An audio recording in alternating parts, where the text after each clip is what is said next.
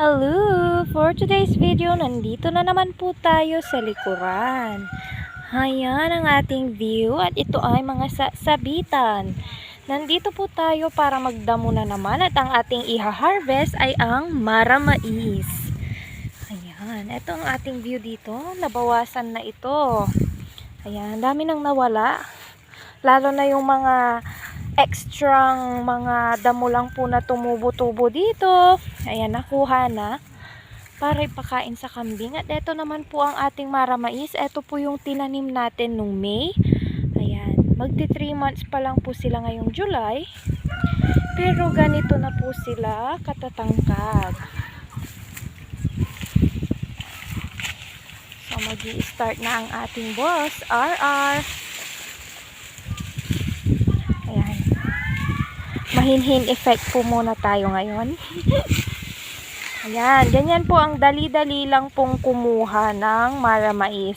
Compare sa pagdadamo ng mga damong mga ganyan lang, yung mga kusang tumubo. Ayan, eto naman sa maramais, ang kagandahan po nito, lahat walang tapon. Ayan, walang tapon, lahat mapapakinabangan. Kasi mula po dito sa dahon hanggang dito sa pinaka itong matigas na part na to, kinakain po nila. Ayan, hanggang dito sa mga dulo-dulo na to, walang patawad po. Kinakain po yan ng alaga nating goats. Ayan.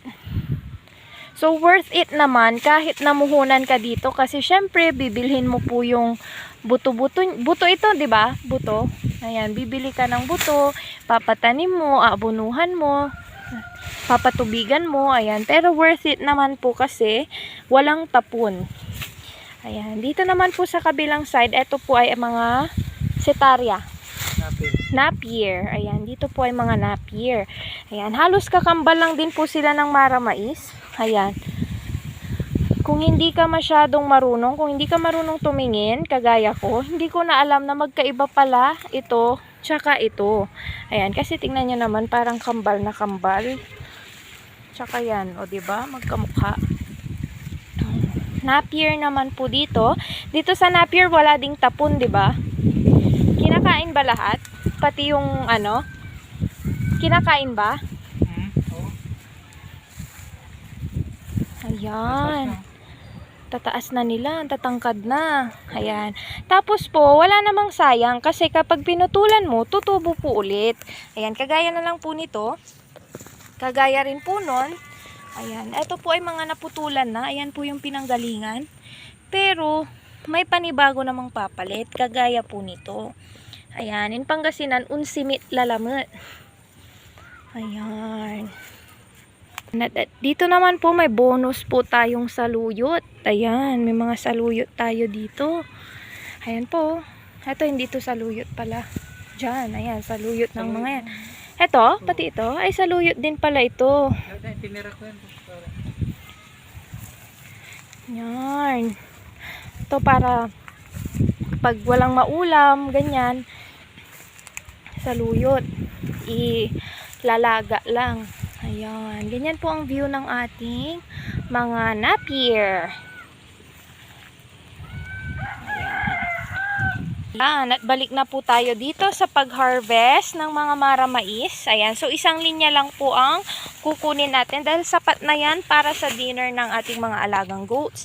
Ayan po yung mga pinanggalingan. Then, after a week or 2 weeks, makikita mo may mga tumutubo ng panibago. Ayan. Ay, so ito pala, kahapon lang. Ayan, so makikita mo na agad. Ayan o. O, kahapon lang siya in-harvest.